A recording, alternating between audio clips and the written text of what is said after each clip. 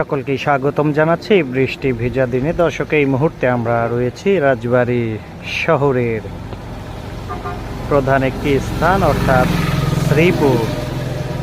শ্রীপুর বাস টার্মিনালের পাশে। দর্শক, দেখতে পাচ্ছেন এখানে নির্বাচন অফিস রয়েছে, তার পাশেই কিন্তু এটি তৈরি করা হয়েছে।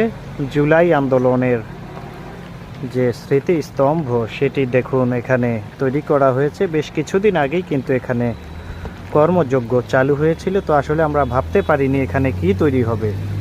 সর্বশেষ কিন্তু আমরা এখানে দেখতে পেয়েছি জুলাই আন্দোলনের যে স্মৃতি সেগুলোই কিন্তু এখানে তুলে ধরা হয়েছে। যেহেতু বৃষ্টি হচ্ছে, যার কারণে কিন্তু আমরা আপনাদের সামনে এটিকে একটু ঘুরিয়ে ভালো করে দেখাতে পারলাম না। শ্রীপুর টার্মিনালের পাশেই কিন্তু এর অবস্থান।